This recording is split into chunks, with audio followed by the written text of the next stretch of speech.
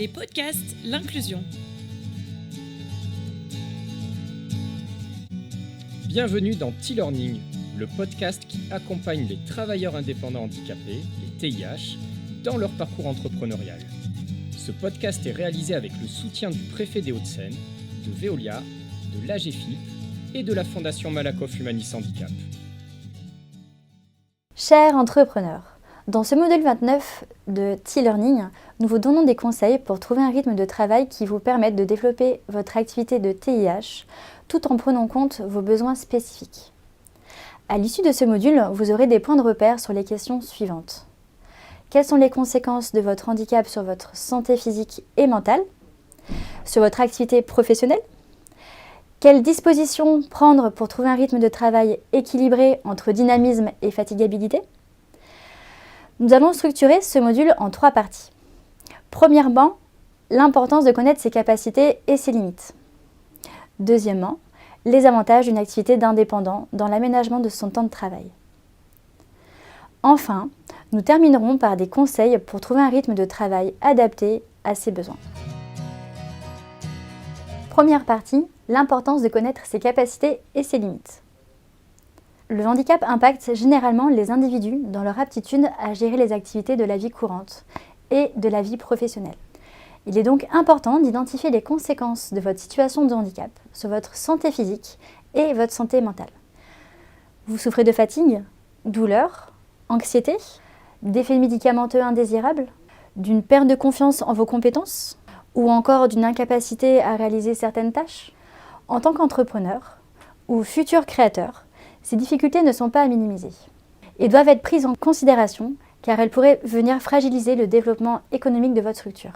Enfin, si vous avez conscience de vos capacités et de vos propres limites, vous pourrez établir plusieurs scénarios possibles, trouver des solutions et compenser votre handicap. L'anticipation est l'une des clés de votre équilibre psychique car elle permet de prévenir et limiter le stress.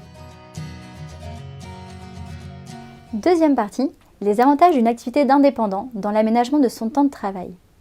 Être indépendant peut vous apporter de nombreux avantages dans la gestion de votre temps de travail et de vos besoins spécifiques, et ainsi favoriser votre épanouissement professionnel. Tout d'abord, vous êtes seul maître à bord dans l'aménagement de votre emploi du temps. En travaillant depuis votre domicile et en choisissant vos horaires, vous pouvez vous accorder des pauses plus régulièrement et mieux gérer votre niveau de fatigue. En gardant une vision claire des dates de livraison de votre prestation, vous pouvez anticiper des baisses ponctuelles de votre productivité. Par exemple, si vous devez changer de fauteuil ou de médicaments, il est probable que vous ayez à prévoir une semaine d'adaptation. Vous avez donc la possibilité d'aménager votre temps de travail ou de demander un report de livraison à votre client. Sans rentrer dans les détails, vous pouvez par exemple lui exposer vos besoins spécifiques de cette manière. Dans 2 semaines, des contraintes techniques ou de traitement m'empêcheront d'être pleinement efficace sur la mission que vous m'aviez confiée. Pour tenir mes engagements et vous livrer une prestation de qualité, j'aurai besoin d'une semaine supplémentaire pour vous faire parvenir les éléments demandés. Devenir indépendant offre donc plus de flexibilité. Vous pouvez intégrer vos besoins spécifiques dans l'organisation de votre travail et être davantage à l'écoute de vous-même. Vos capacités de travail sont ainsi mieux appréhendées et vous serez davantage compris par vos clients et partenaires. Enfin, trouver un rythme de travail adapté et équilibré vous permettra d'être efficace dans la durée et par conséquent d'assurer le développement et la croissance de votre structure. Troisième partie, nos conseils pour trouver un équilibre de travail adapté à ses besoins. Notre premier conseil, qui aura un impact positif sur votre motivation au travail, est d'être à l'écoute de votre corps et de vos émotions. Respirer en conscience, prendre l'air, faire une sieste, méditer, écrire ce qui vous passe par la tête, lire. En plus de contribuer à votre bien-être, ces habitudes feront émerger de nouvelles idées. N'hésitez pas à ritualiser ces moments et à les noter dans votre emploi du temps afin d'éviter de les reporter à plus tard. Demandez-vous aussi à quel moment de la journée vous êtes le plus productif et le plus concentré. Il est important de planifier votre journée en fonction de votre énergie. La méthode Pomodoro, qui consiste à diviser les tâches en courts intervalles de 25 minutes, suivie d'une pause de 5 minutes, peut s'avérer particulièrement efficace. Surtout si vous souffrez d'un handicap moteur qui vous empêchent de rester longtemps dans la même position, ou si vous souffrez de troubles neurologiques qui vous empêchent de rester trop longtemps devant un écran. Les pauses sont essentielles et le séquençage en petites tâches vous aidera à être plus productif. Ensuite, vous pouvez définir votre emploi du temps idéal sous la forme d'un rétro-planning.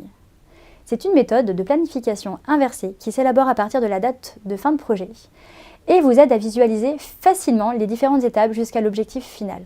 En plus des tâches à réaliser, pensez à ajouter vos rendez-vous médicaux et vos moments de repos.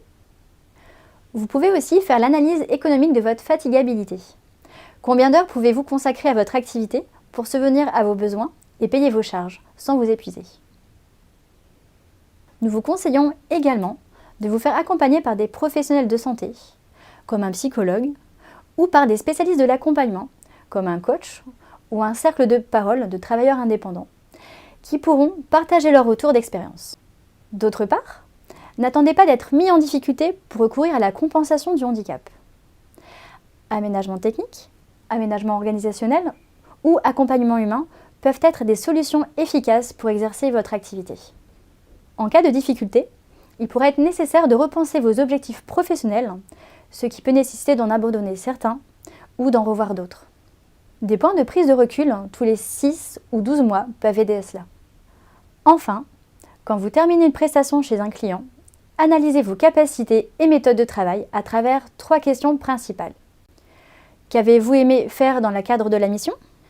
Quelles ont été les difficultés rencontrées? Quelles solutions peuvent être envisagées et qui ne dépendent pas uniquement de vous pour éviter ces difficultés lors de futures missions? Pour conclure ce module, retenez qu'en tant que TIH, il est essentiel d'identifier les difficultés inhérentes à votre situation de handicap afin de mieux les anticiper et de trouver les solutions les plus adaptées. Vos besoins spécifiques sont ainsi respectés, votre rythme de travail équilibré et vous pourrez développer sereinement votre activité. Merci d'avoir écouté cet épisode réalisé par l'Inclusion avec le soutien du préfet des Hauts-de-Seine, de Veolia, de la GFIP et de la Fondation Malakoff Humanis Handicap et en partenariat avec HUP Entrepreneur.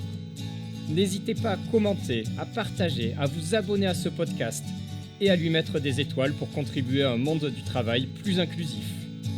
Et pour accéder à l'ensemble du programme de formation, rendez-vous sur tlearning.fr, www.tih-learning.fr.